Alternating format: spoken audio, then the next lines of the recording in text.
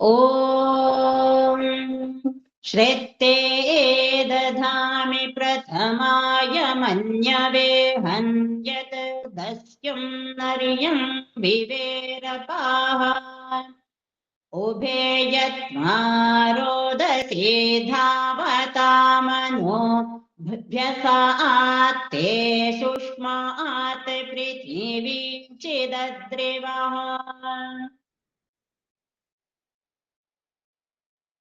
పదచ్ఛేదము.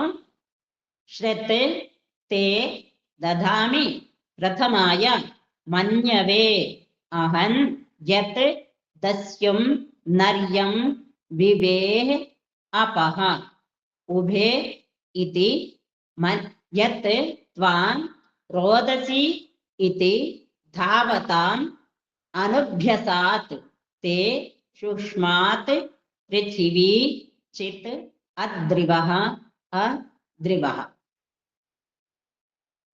గత మంత్రం లోపల, దీనికంటే పూర్వం ముందు మంత్రం లోపల రేభ కాశ్యపుడు అనగా జ్ఞానవంతుడు, శ్రద్ధ కలిగినవాడు, భక్తి కలిగినవాడు పరమాత్మను తన జీవన యాత్రకు నౌకగా చేసుకునేందుకు నిశ్చయించుకున్నాడు.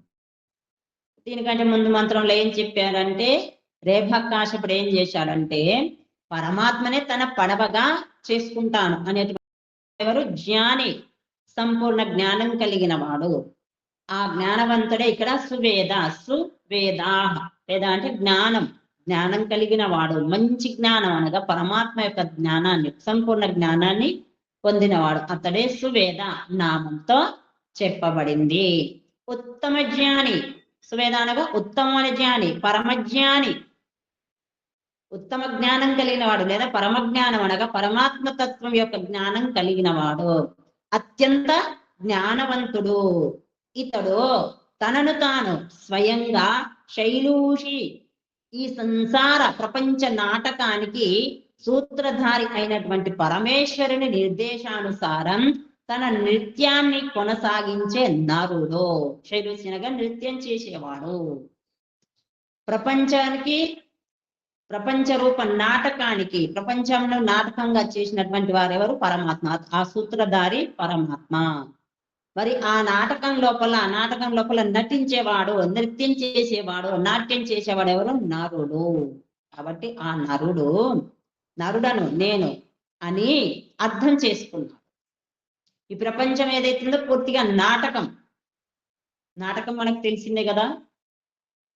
ఈ రోజులలో చాలానే నాటకాలు, నిత్యము అందరి ఇళ్లలో దూరదర్శనం ద్వారా, అందరి చేతుల్లో ఫోన్ల ద్వారా కూడా మనము చూస్తూనే ఉన్నాం. సినిమా ఒక నాటకం, సీరియల్ ఒక నాటకం. ఆ విధంగా నటించడం, ఆ నాటకంలో నటించేవారు ఎవరైతున్నారో అందులో పూర్తిగా లీనమైపోయి నటిస్తారు.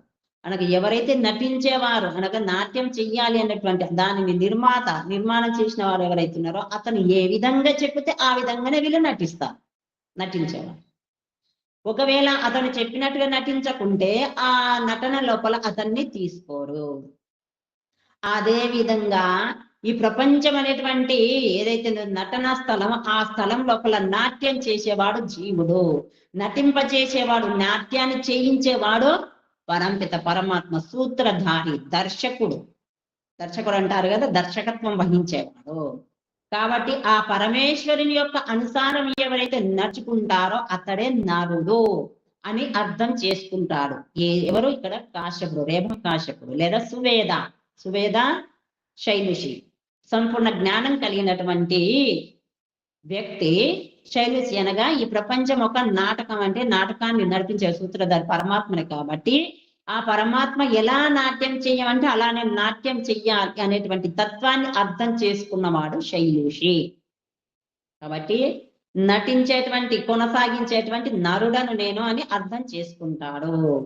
ఒకటి, ఆ విధంగా అర్థం చేసుకున్న వ్యక్తి ఎలా ఉంటాడు అంటే పరమాత్మ ఏ విధంగా నడవమంటే నేను ఆ విధంగా నడవాలి. ఎందుకంటే పరమాత్మకు అంకితం అయిపోయాడు. అక్కడ పరమాత్మ రూప పడవ ఎక్కాడు కాబట్టి ఆ పడవలో ఎక్కినప్పుడు ఆ పడవను నడిపించేటువంటి ఎవరైతే ఉన్నారో వాళ్ళు ఏ విధంగా చెప్తే ఆ విధంగా వింటే సరే, లేకుంటే ఆ పడవల నుంచి సముద్రంలో పడేయచ్చు. కాబట్టి ఒకవేళ పడవలో ఉన్నటువంటి వ్యక్తి పడవని బాగా నడిపించేటువంటి వ్యక్తి అతను ఏం సూచనలు ఇస్తారో ఈ పక్కకు వెళ్ళొద్దు, ఆ పక్కకు వెళ్ళొద్దు, ఈ స్థానంలో ఉండాలి, ఈ విధంగా ఉండాలి అని చెప్తారు. కాబట్టి ఆ విధంగా ఉంటే పడవ సక్రమంగా నడుస్తుంది, అతని యొక్క యాత్ర సక్రమంగా నడుస్తుంది. లేదంటే పడవ నడిపేవాడు నడుపుతా ఉంటే ఈ పక్కకు వెళ్ళిపోయి ఆ పక్కకు వెళ్ళిపోయి ఏవో క్రియలు చేస్తే అందులో పడిపోతాడు. తను స్వయంగా పడగొట్టడు, వీళ్ళే పడిపోయే అవకాశం ఉంటుంది. కాబట్టి అందుకనే ఏం చెయ్యాలి, పడవ నడిపేవాడు ఏ విధమైనటువంటి సూచనలు ఇస్తాడో ఆ విధంగానే మనము అందులో కూర్చుంటాము. అదే విధంగా ట్రైన్లో వెళ్ళినా కానీ అంతే. ఒకవేళ దానికి విరుద్ధంగా దానిని దాటిపోవాలి అనుకున్నప్పుడు క్రింద పడతారు. అదే విధంగా ఈ పరమాత్మ రూప పరమాత్మ రచించినటువంటి ఈ ప్రపంచం అనేటువంటి నాట్య స్థలం లోపల పరమాత్మ ఎలా నటించమంటే ఆ విధంగా నటించుకుంటే యాత్రను పూర్తి చేసుకుంటారు, లేదంటే యాత్రను పూర్తి చేసుకోరు. అదే విషయాన్ని అర్థం చేసుకున్నటువంటి వ్యక్తి సువేద శైలుషి. పరమాత్మ రూప ఈ పరమాత్మ రచించినటువంటి ఈ పడవలో నేను ఎక్కాను, పరమాత్మ రూప పడవలో ఎక్కాను కాబట్టి ఆ పడవ లోపల పరమాత్మ ఏ విధంగా ప్రయాణం చేయమని చెప్తే ఆ విధంగానే చెయ్యాలి. అనగా ఈ ప్రపంచ రూప పడవ ఏదైతుందో ఆ పడవలో నేను ఉన్నాను కాబట్టి ఆ పడవ లోపల నీవు ఏ విధంగా ఉండాలి, ఏ విధంగా మెదులుకోవాలి అనేటువంటి సూచన పరమాత్మ ఇచ్చాడో అదే విధంగా నేను నడుచుకోవాలి. సూచన ఇచ్చింది ఏంది? వేదము, వేదానుసారంగా నడుచుకోవడము. కాబట్టి అక్కడ ఆ విషయాన్ని అర్థం చేసుకుంటాడు. అప్పుడు ఇతడు ఒకటి ఇతనితో పరమేశ్వరులు అనుచున్నారు. ఆ విధంగా నడుచుకునేటువంటి నాట్యానికి అనుకూలంగా ఉన్నటువంటి వారితో ఇప్పుడు మనం నాట్యం చేసేటప్పుడు నటించేటప్పుడు ఎవరైతే చెప్తారో ఆ విధంగా నటించడానికి సిద్ధంగా ఉన్నప్పుడు అప్పుడు నటన కొరకు ఉప విషయాలు చెప్తారు కదా. ఆ విధంగా ఇతనితో ఈ విధంగా సిద్ధంగా ఉన్నటువంటి ఈ వ్యక్తితో పరమేశ్వరులు అంటున్నారు ఏమని అంటే, తే నీ యొక్క ప్రథమాయ మన్యవే ఈ సర్వోత్కృష్టమైన సంకల్పం కొరకు, ప్రథమాయ మన్యవే ఈ సర్వోత్కృష్టమైనటువంటి సంకల్పం కొరకు షత్ దధామి నిన్ను ఆదరణీయుడుగా గౌరవనీయుడిగా భావిస్తాను. ఈ సర్వోత్కృష్ట సంకల్పం ఏంటి? పరమాత్మ రూప పడవ పైన నేను ఉంటాను అనగా పరమాత్మ నిర్దేశానుసారంగానే నేను నడుచుకుంటాను అనేటువంటి ఎవరైతే సంకల్పం తీసుకున్నారో, వ్రతధారణ చేసుకున్నారో అతనితో అంటున్నాడు. ఏమంటున్నాడు పరమాత్మ అంటే, నీవు ఆదరణీయుడవో గౌరవనీయుడుగా భావిస్తాను, అనుకుంటాను. శ్రద్ధకు యోగ్యమైన వాడుగా అనుకుంటాను. నీవు ఇంకా శ్రద్ధకు భక్తికి యోగ్యమైన వాడుగా అనుకుంటాను. పరమాత్మ నన్ను ఏ నృత్యం చేయిస్తాడో అదే నృత్యం చేస్తాను. పరమాత్మ ఏమంటున్నాడు? నువ్వు యోగ్యునిగా భావిస్తాను. కాబట్టి అప్పుడు జీవుడు ఏమంటున్నాడంటే, పరమాత్మ నన్ను ఏ నృత్యం ఏ విధంగా ఆడమంటే ఆ విధంగానే ఆడుతాను, ఏ నాట్యం చెయ్యమంటే ఆ నాట్యం చేస్తాను, అదే చేస్తాను. పరమాత్మ ఏ విధంగా ఆడిస్తే ఆ విధంగానే ఆడుతాను. అదే సర్వోత్తమ సంకల్పం, అదే సర్వోత్కృష్టమైనటువంటి సంకల్పము. పడవ పైన ఎక్కినప్పుడు అనగా ఈ ప్రపంచం అనేటువంటి పడవలో యాత్ర చేస్తున్నాం కాబట్టి అందులో పరమాత్మను గుర్తించి పరమాత్మను తెలుసుకునేవాట్లయితే ఈ పడవను నడిపేవాడు పరమాత్మని అని చెప్పి పడవకు సారథిగా చేసుకున్నట్లయితే ఆ పడవలో ఉన్నటువంటి సారథి లేదా పరమాత్మ ఎవరైతే ఉన్నారో అతనిని అంకితం, నీవు ఏ విధంగా ఆడిస్తే ఆ విధంగానే ఆడుతాను అనగా నీవు ఏ విధంగా ఉపదేశాన్ని ఇస్తావో, నీవు ఏ విధంగా నడుచుకోమని మాకు ఆదేశాన్ని ఇస్తావో ఆ విధంగానే నడుచుకుంటాము లేదా నడుచుకుంటాను. ఇదే ఉత్తమ సంకల్పం, సర్వోత్కృష్టమైనటువంటి సంకల్పము. నేను పరమాత్మ పడవలోనే కూర్చుంటాను. నేను ఎక్కడ కూర్చుంటాను? పరమాత్మ అనేటువంటి పడవలోనే కూర్చుంటాను అనగా పరమాత్మకే అంకితం అవుతాను, పరమాత్మ యొక్క నిర్దేశానుసారంగానే నడుచుకుంటాను. ఇదే ఖచ్చితమైనటువంటి వాగ్దానము. ఈ వాగ్దానము పొట్టలో ఉన్నప్పుడు చేసి వస్తున్నాము, కానీ వచ్చిన తర్వాత మర్చిపోతాం. కాబట్టి దానిని నిరంతరం గుర్తుంచుకొని ఆ వాగ్దానాన్ని నెరవేర్చుకోవాలి. ఈ విధంగా సంకల్పించిన వాడు పరమేశ్వరులు అనుచున్నారు. ఇంకా పరమేశ్వరుడు చెప్తున్నాడు ఏమని, నేను కూడా నిన్ను మంచివాడుగా భావిస్తాను. పరమాత్మ ఏమంటే, ఈ విధంగా నువ్వు నడుచుకున్నట్లయితే, ఖచ్చితంగా నీ వాగ్దాన్ని నెరవేర్చుకున్నట్లయితే నేను కూడా నిన్ను మంచివాడుగానే భావిస్తాను. ఎందుకంటే రెండవది యత్, ఏదైతే నీవు దస్యం, కామ క్రోధ లోభం మొదలగు దస్యువులను, ఎందుకంటే నేను మంచివాడుగా అనుకుంటాను. ఎందుకని అనుకుంటానంటే ఏదైతే నీవు కామక్రోధ లోభం మొదలగు దస్యువులో రాక్షసులు ఉన్నారో, శత్రువులు ఉన్నారో వాటిని అహన్ నాశనం చేశావు. దస్యులను నీవు నాశనం చేశావు. కామక్రోధ మోదహాలు అనేటువంటి శత్రువులను, రాక్షసులను నీవు నాశనం చేశావు. మరియు ఇంకా నర్యం అపహ, మానవాళికి మేలు చేసే పనులను నీవు విశేష రూపంగా సంతత విస్తృతము చేశావు.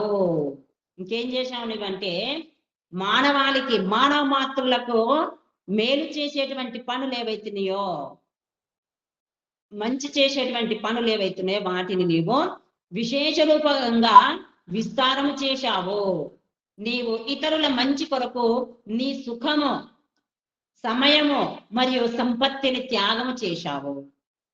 ఇతరుల సుఖం కొరకు ఏం చేశావు? ఇంకా నీవు నీ సుఖాన్ని త్యాగం చేశావు, సమయాన్ని ఇచ్చావు, నీ యొక్క సంపత్తి ఏదైతుందో దానిని సంపూర్ణంగా వారి కొరకే త్యాగం చేశావు. మరియు నీ జీవితంకు ఒక యజ్ఞ రూపంలో ఇచ్చావు. నీ యొక్క జీవితం ఏదైతుందో దానికి యజ్ఞ రూపం, కనుక యజ్ఞమయ జీవితాన్ని గడిపావు. యజ్ఞమయ జీవితం అనక యజ్ఞం ఏంటి? అందులో వేయబడినటువంటి పదార్థాలు ఏవైతే స్వయంగా భస్మమైపోయి ఇతరులకు ఉపకారం చేస్తాయి, ప్రతి దానికి ఉపకారం చేస్తాయి. ఆ విధంగా నీవు కూడా మానవాళికి, ఇతర ప్రాణులకు మేలు చేయడం కొరకే ఉన్నావు.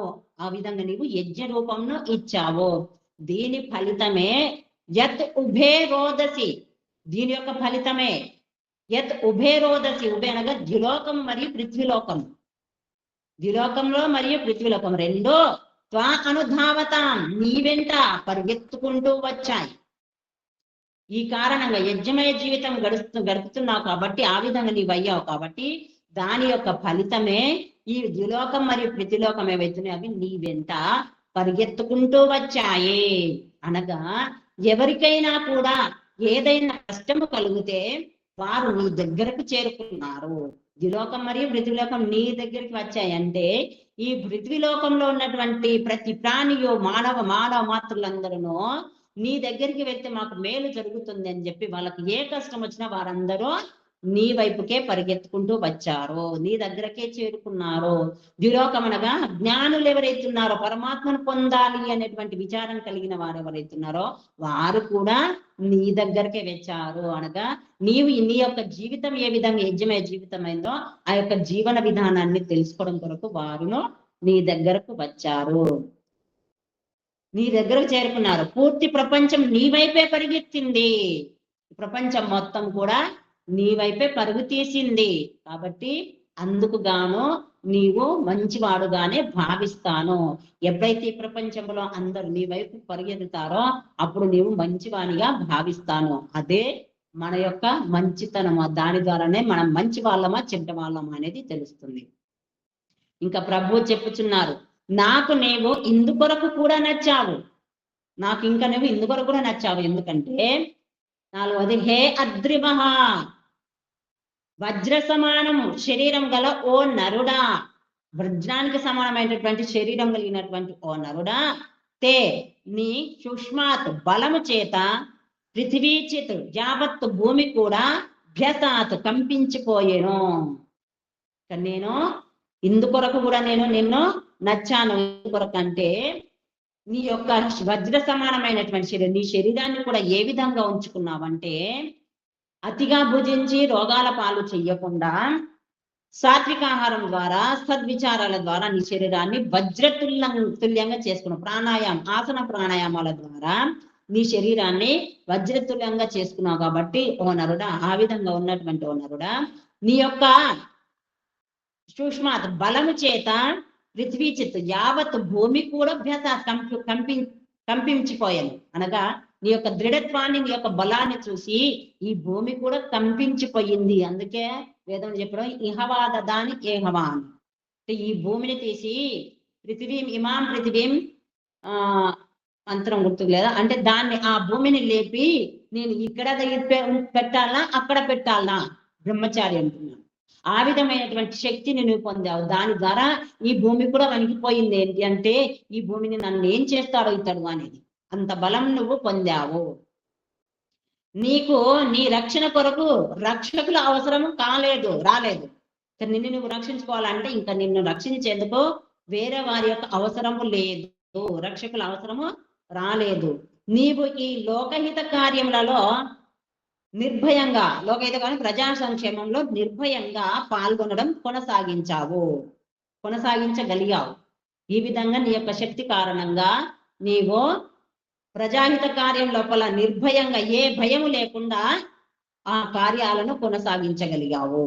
శరీరము సున్నితంగా ఉన్న దశలో నీవు ఇంత అధికంగా పని చేయలేని చోట అక్కడ నీవు ఎన్నో పనులు చేయాలంటే భయము కూడా కలుగుతుంది. ఒకవేళ శరీరం సున్నితంగా ఉండి దృఢంగా బలంగా లేకుంటే ఏవైతే ఉత్తమ కార్యాలు చెయ్యాలి, నీవు నీ శరీరం వజ్రతుల్యంలో చేసి మంచే చేశావు. శరీరాన్ని వజ్రతుల్యంగా చేసుకున్నట్లయితే నీవు మంచి చేసిన వాడు కాబట్టి అందుకు నీవు నాకు ప్రియము. ఈ విధంగా పరమాత్మకి ఎలా ప్రియమవ్వాలో ఈ మంత్రం ద్వారా తెలుసుకున్నాం. భావార్థము, నేను పరమేశ్వరుని గౌరవముకు పాత్రుడను అవుతాను. అందుకే ప్రభువును ఆధారంగా చేసుకునేందుకు సంకల్పము చేస్తాను. ఒకటేంటిది, పరమాత్మను ఆధారంగా చేసుకునేందుకు సంకల్పిస్తాను. రెండవది, కామక్రోధాదులను నలిపివేస్తాను. మూడవది, నరుల హిత కార్యాలను అలాగే ప్రజా సంక్షేమం వల్ల విస్తరింప చేస్తాను. మరియు శరీరాన్ని వజ్రతుల్యంగా చేసుకుంటాను. ఈ విధంగా 4 రకాలుగా నేను వ్రతాలను ధారణ చేసుకొని పరమాత్మకు ప్రీతికారుడము అవుతాను. పరమాత్మ నన్ను గౌరవించేవాడిగా, పరమాత్మకు ప్రియునిగా అవుతాను. ప్రభువును ఆధారంగా చేసుకునేందుకు సంకల్పం, పరమాత్మనే ఆధారం, ఇంకా నేను ఎవరిని కూడా ఆధారంగా చేసుకోను. సత్కర్మలు చేయాలి అంటే పరమాత్మనే ఆధారంగా చేసుకుంటాను. సత్కర్మలు చేయడం ఎందుకు అంటే యాత్ర సంపూర్ణంగా జరగాలి. యాత్ర సంపూర్ణంగా జరిగితే సత్కర్మలు చేస్తూ చేస్తూ ద్విలోకాన్ని చేరుకుంటాము.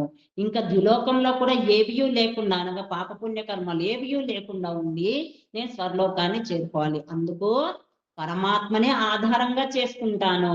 ఎప్పుడైతే పరమాత్మను ఆధారంగా చేసుకున్నానో అప్పుడు నాలో ఈ కామక్రోధమో లోభాలు అనేటువంటి రాక్షసులు దరి చేరవు.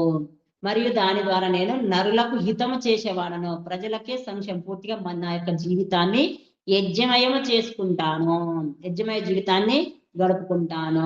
మరియు నా శరీరాన్ని వజ్రతుల్యంగా చేసుకుంటాను. ఈ విధంగా నేను పరమాత్మకు ప్రియుడను అవుతాను. ఇదే పద్ధతిలో వెళ్ళినట్లయితే నేను పరమాత్మకు ప్రియుడను, ప్రీతి పాత్రుడను అవుతాను. అదే పరమాత్మ అంటున్నాడు. ఈ విధంగా నడుచుకుంటే ఓ జీవుడా, ఈ విధంగా నడుచుకున్నటువంటి ఓ జీవుడా, నీవు నాకు ప్రీతి పాత్రుడవు, నాకు గౌరవ సూచకము, నిన్ను నేను గౌరవిస్తాను, నిన్ను నేను ఆదరిస్తాను అని పరమాత్మ చెప్పుచున్నాడు. కాబట్టి ఆ విధంగా నడుచుకొని పరమాత్మకు ప్రియులం కావాలి, పరమాత్మకు ఆధారంగా ఉండాలి, గౌరవించే వాళ్ళం, పరమాత్మ తన ఒడిలోకి తీసుకునేటట్లు ఉండాలి. ఇదే సరైన మార్గము, ఇదే అసలైనటువంటి మార్గము. పరమాత్మకు సమర్పితమయ్యి మనం చూస్తున్నాం. ఇంటిలో కూడా గృహస్థాశ్రమంలో కూడా ఎవరైతే గృహాన్ని సక్రమంగా నడుపుతారో వాళ్ళు చిన్నవాళ్ళే కావచ్చు, పెద్దవాళ్ళే కావచ్చు, ఎవరైనా సరే వాళ్ళకు ఆధీనంలో ఉన్నట్లయితే ఆ గృహం బాగుంటుంది.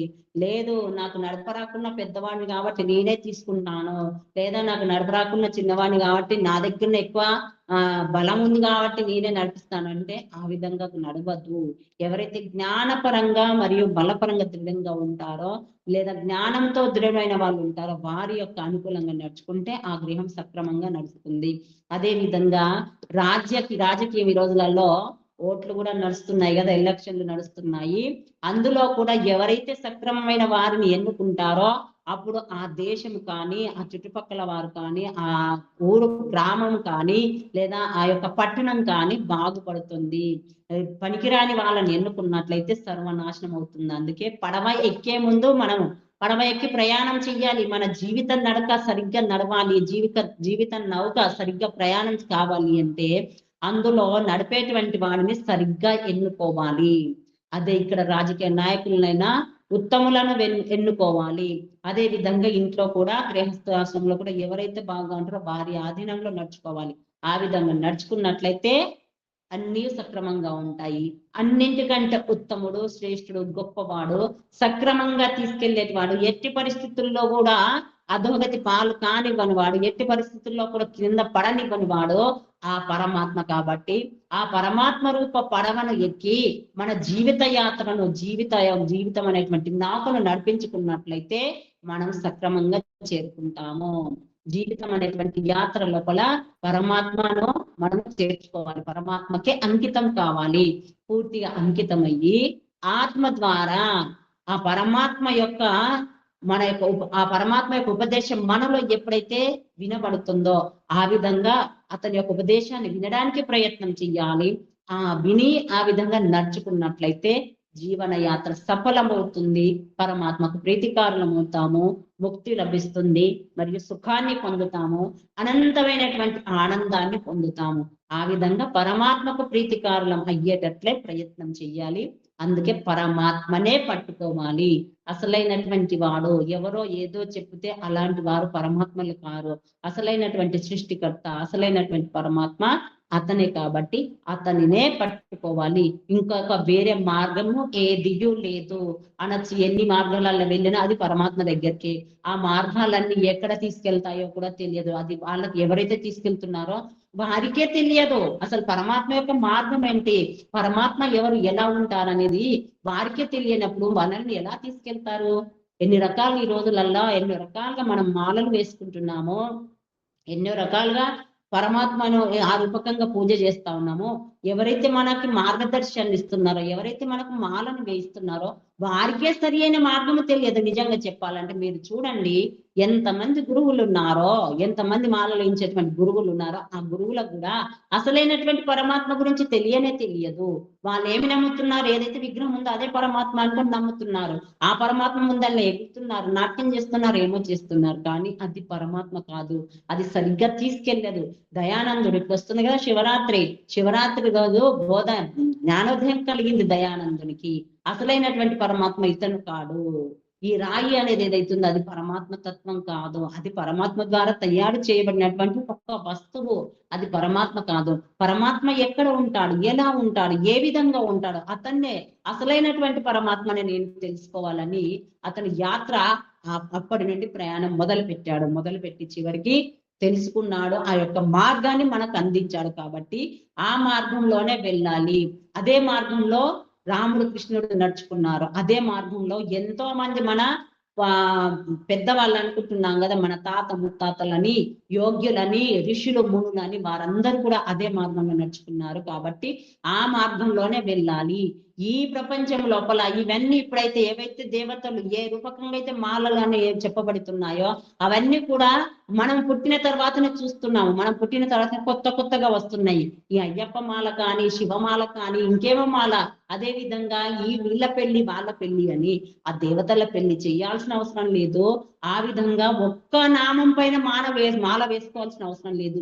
అన్ని నామాలు ఏ నామంలో అయితే వస్తాయో ఆ నామం యొక్క మాల వేసుకొని ఆ నామాన్ని జపించినట్లయితే అంతర్ముఖులై, అది కూడా బయట విగ్రహం లోపల చూడడం కాదు, ఆ ఓంకారాన్ని కూడా ఓం తయారు చేసి పెట్టుకొని అదొక విగ్రహం లాగా పూజించడం కాకుండా అంతర్ముఖులై ఆ పరమాత్మ నామంతో స్మరిస్తూ అంతర్ముఖులై అంతరంగంగా ఉన్నటువంటి పరమాత్మను పొందడానికి ప్రయత్నం చెయ్యాలి.